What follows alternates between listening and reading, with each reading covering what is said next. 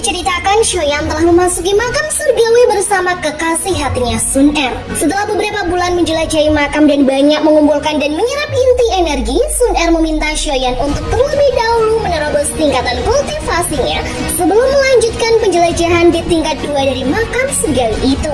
Tanpa ragu, Shoyan melompat ke atas sebuah batu besar di depan gerbang tingkat 2 dan mulai menenangkan pikirannya, menyerap energi dan mendorong dirinya untuk menerobos ke level berikutnya.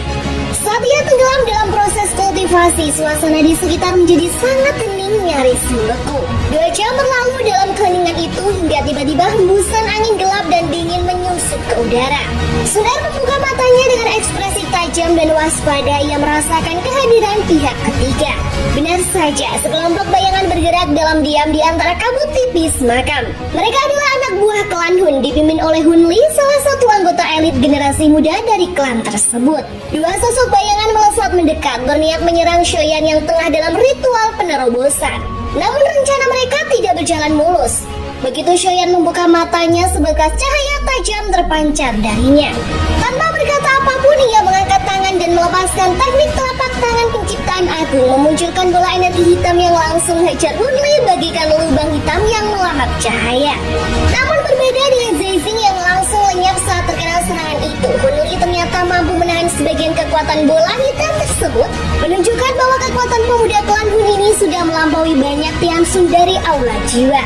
Melihat serangannya tertahan, Shoyan segera mengalirkan lebih banyak doki ke dalam teknik tersebut, memaksanya untuk bekerja lebih agresif. Wajah Hun Li menegang, tatapannya penuh amarah dan kekejaman. Ia tahu jika terus memaksakan benturan ini, tubuhnya bisa terluka parah. Dengan cepat ia melepaskan ledakan jiwa, semacam teknik pengorbanan untuk melarikan diri. Kabut hitam memancar dari seluruh tubuhnya saat ia berhasil menarik diri dari serangan Shoyan. Shoyan hanya bisa menghela nafas berat saat melihat musuhnya lolos, namun ia tidak membiarkan kesempatan berlalu begitu saja. Dengan kecepatan petir, ia melesat mengejar Hun Li, membuat pemuda klan Hun itu akhirnya memuntahkan darah akibat serangan beruntun. Saat Hun Li masih limbung dan belum sempat memulihkan diri, Sun Er muncul dari samping melemparkan tombak emasnya tanpa ampun. Hun Li yang sudah kehabisan tenaga hanya bisa pasrah saat senjata itu hampir mengenai kepalanya. Namun angin kencang mendadak menerpa dan menggeser arah serangan tombak emas itu, akhirnya menancap brutal di bahu Hun Li. Sesaat kemudian muncul sosok misterius yang menyinari area dengan aura gelap. Dia adalah Hun Ya, pemimpin generasi muda klan Hun yang terkenal angkuh dan kejam. Dengan wajah penuh kegelapan, ia mendekat dan tanpa peringatan menebas lengan kiri Hun Li sebelum luka itu memburuk akibat kobaran api emas mirip. Hun Ya menghampiri Hun Li yang hampir kehilangan kesadaran sebelum menatap tajam ke arah Shoyan dan Sun Er. Dengan nada dingin dan penuh ancaman, ia berjanji akan membalas semua ini pada waktu yang akan datang. Sun Er hampir saja mengejar mereka, namun Hun Ya sudah mengambil langkah antisipasif. Ia melemparkan beberapa tubuh spiritual makhluk energi ke arah Sun Er. Tubuh-tubuh itu meledak satu persatu, menciptakan kekacauan yang cukup untuk membuatnya dan Hun Li menghilang ke balik bayang-bayang makam lolos dari pengejaran. Setelah para pengikut klan Hun yang dikenal kejam itu pergi, Sun Er segera menghampiri Shoyan yang tampak lemah dan pucat. Wajahnya memutih, tanda bahwa tubuhnya belum sepenuhnya pulih setelah memaksakan diri menggunakan teknik Dao kelas Tian tak lama setelah menembus ke level bintang 6. Sun Er dengan penuh perhatian menyarankan agar Shoyan beristirahat sejenak dan memulihkan tenaganya sebelum melanjutkan perjalanan ke tingkat 2 makam kuno. Ia yakin setelah berhasil melukai Hun Li begitu parah, mereka akan memiliki peluang besar untuk mengalahkan Hun Ya bila mereka bertemu kembali. Shoyan mengangguk pelan lalu menutup matanya untuk bermeditasi. Nafasnya perlahan menjadi teratur dan rona pucat di wajahnya berangsur hilang. 1 jam kemudian tubuhnya mulai dipenuhi energi yang mengalir deras seperti gelombang samudra. Ia kini telah resmi menyandang gelar Daosun bintang 6. Sun Er merasa lega menyaksikan pemuda itu membuka matanya dengan tatapan tajam. Ia mengucapkan selamat atas pencapaian tersebut, walaupun Shoyan sendiri belum merasa puas dengan peningkatan kekuatannya. Tak ingin membuang waktu, Shoyan segera mengajak Sun Er melanjutkan perjalanan. Mereka bergerak menuju tirai energi bercahaya pintu masuk menuju tingkat 2 makam kuno. Tirai itu membentang hingga 1000 kaki dan kedua sejoli itu berjalan selama hampir 10 menit sebelum akhirnya merasakan tekanan energi perlahan menghilang. Namun belum sempat mereka benar-benar keluar dari tirai energi tersebut, mereka langsung dihadang oleh 10 tubuh energi yang masing-masing memiliki kekuatan setara dengan bintang 5 Daosun. Sun Er memperkirakan bahwa 10 makhluk ini telah disengaja untuk dipancing ke tempat itu, kemungkinan besar oleh pihak klan Hun. Shoyan menyipitkan mata, mencurigai bahwa Hunya adalah dalang dibalik ini semua. Meski begitu, mereka tidak berniat membuang waktu untuk mencari bukti, mereka langsung bertempur. Dalam pertempuran singkat namun sengit, Shoyan sangat bersyukur memiliki Sun Er di sisinya.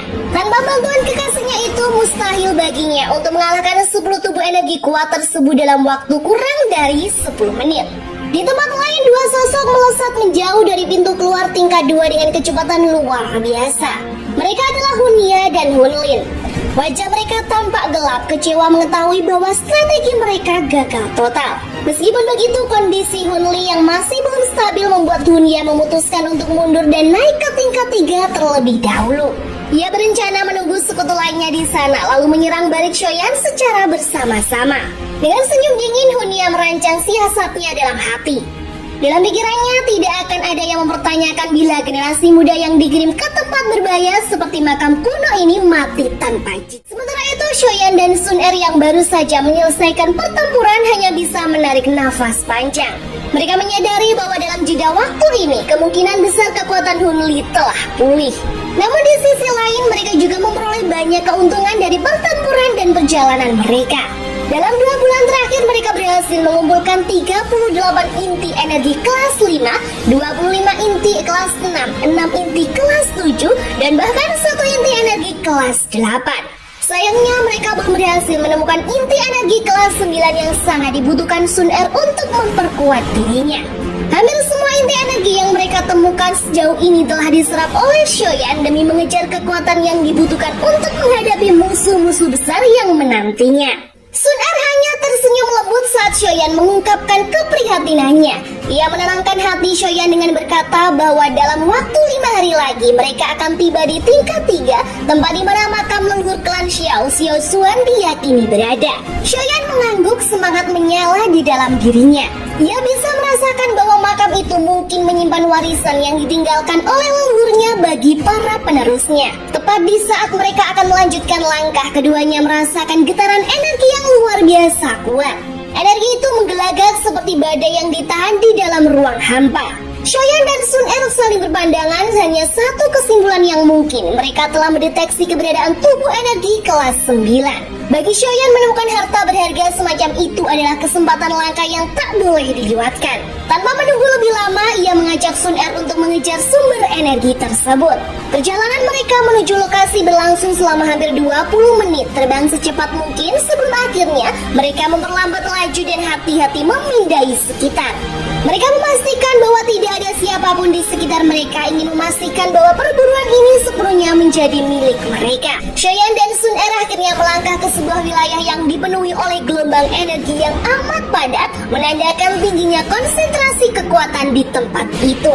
Hembusan angin tipis menyambut mereka ketika keduanya memasuki area berbatu yang luas dan penuh tekanan spiritual. Di tengah kawasan tersebut, sebuah sosok berlapis baja berwarna hitam duduk tenang di atas sebuah batu besar, memancarkan aura yang luar biasa kuat. Sosok inilah yang diyakini sebagai tubuh energi kelas 9, entitas energi yang kekuatannya setara dengan Daosun bintang 9. Sun Er sebelumnya telah menjelaskan bahwa tubuh energi kelas 9 berbeda dari yang lainnya. Selain memiliki kekuatan luar biasa, mereka juga memiliki kecerdasan yang mendekati makhluk hidup. Karena itulah, tanpa menunggu lebih lama, makhluk lapis baja itu segera melancarkan serangan terhadap mereka berdua. Merasakan kehadiran mereka merupakan ancaman yang harus segera disingkirkan. Shoyan segera merespon dengan beradu langsung dengan kekuatan tubuh energi tersebut. Tubuh baja hitam itu meraung keras, marah karena merasa wilayahnya telah dinodai. Menyadari bahwa pertarungan ini tidak bisa ditunda, Shoyan segera mengusulkan strategi. Dirinya akan menjadi umpan dan mengalih perhatian, sementara Sun Er mencari momen terbaik untuk melancarkan serangan yang menentukan. Pertempuran pun berlangsung dengan intensitas tinggi. Tubuh energi kelas 9 tiba-tiba mengerahkan jurus mematikan kapak pemisah dunia, sebuah teknik brutal yang membuat Sun Er berseru cemas saat melihat kekuatan luar biasa dari serangan tersebut. Shoyan dengan cepat mengangkat senjata andalannya mencoba menahan serangan dahsyat itu. Namun kekuatan kapak tersebut terlalu besar. Tubuh Shoyan terlempar ke belakang seakan menjadi layangan yang putus talinya, sementara wajahnya memucat akibat hantaman langsung. Meski harus menanggung luka, Shoyan berhasil menjalankan perannya dengan sempurna. Dalam kekacauan itu, Sun Er menemukan celah yang ia butuhkan. Tombaknya yang menyala api emas berhasil ia hunuskan tepat ke tubuh sosok lapis baja tersebut. Serangan itu menembus pertahanan sang makhluk dan berhasil mengakhiri pertarungan dengan kemenangan di pihak mereka. Shoyan sempat tersenyum puas melihat Sun Er berhasil menaklukkan makhluk energi kelas 9 yang sulit dijinakan itu. Namun senyuman itu belum sempat berkembang sepenuhnya ketika tanah di hadapan mereka tiba-tiba meledak, memuntahkan dua sosok yang sudah tidak asing bagi mereka, yaitu Hunya dan Hunli yang kembali datang untuk mengacaukan langkah mereka. Tanpa basa-basi, dua antek klan Hun itu segera melancarkan serangan frontal yang brutal, langsung menghantam dada Shoyan yang masih belum sepenuhnya pulih dari pertarungan sebelumnya. Pukulan itu begitu kuat hingga membuat Shoyan kembali terguncang hebat. Wajah Shoyan mendadak pucat ketika terkena serangan mendadak dari dua pemuda klan Hun itu. Hunya dan Hunli pun sempat menyeringai puas mengira bahwa rencana mereka sukses total. Tapi momen itu hanya berlangsung sekejap karena detik berikutnya Shoyan malah tersenyum misterius dan tubuhnya pun lenyap menjadi kilatan petir sebuah ilusi. Menyadari mereka telah tertipu oleh teknik ilusi petir Shoyan, Hunya buru-buru mengajak Hunli untuk kabur dari tempat itu. Namun belum sempat mereka bergerak jauh, Shoyan sudah muncul di hadapan mereka dalam sekejap mata, membuat wajah Hunya menegang saat ia melemparkan rantai hitam ke arah Shoyan. Di saat bersamaan, Sun Er yang sudah berhasil memperoleh inti energi kelas 9 pun datang membantu. Ia bergabung bersama akangnya untuk menghadang langkah Hunya dan Hunli sambil mengungkapkan bahwa sejak awal dia sudah merasa ada yang janggal. Orang itu tidak mengambil tubuh energi kelas 9, padahal mereka datang lebih dulu. Melihat bahwa jalan keluar sudah tersedia, Hunya lantas bertekad menghabisi Shoyan saat itu juga. Ia percaya diri karena kekuatannya tidak kalah dibandingkan Guyao.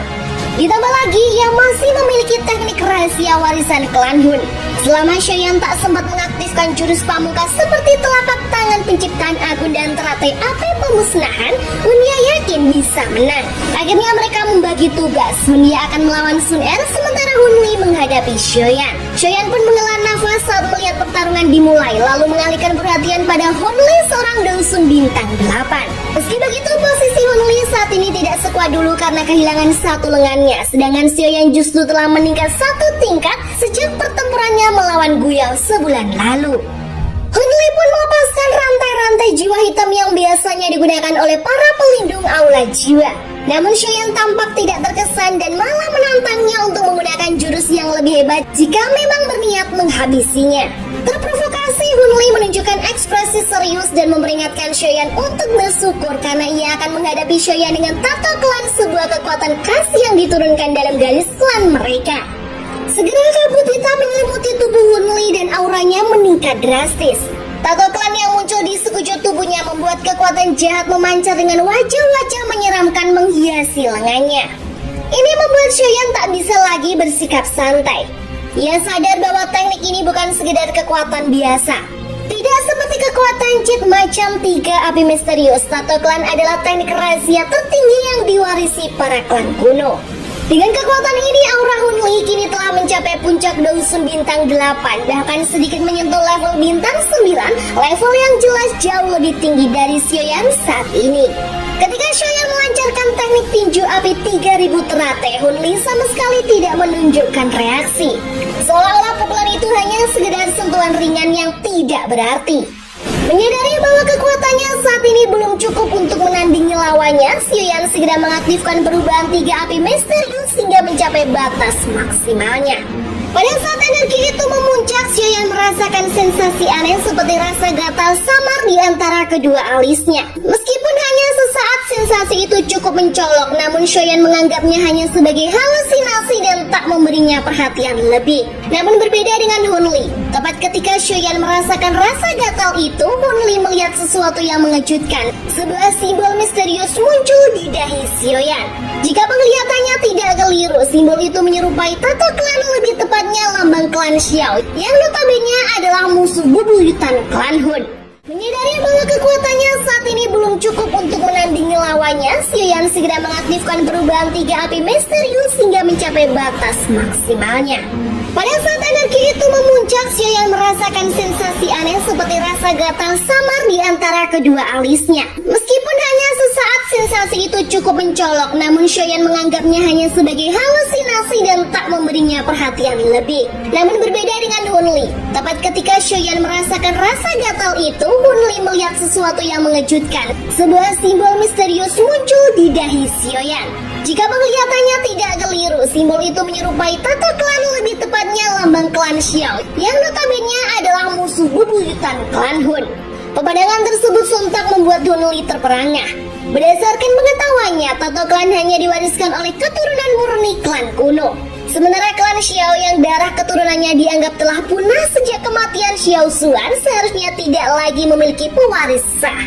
Fakta bahwa tanda itu muncul di Sioyan membuat Hunli merasa ada sesuatu yang janggal dan berbahaya dari pemuda itu.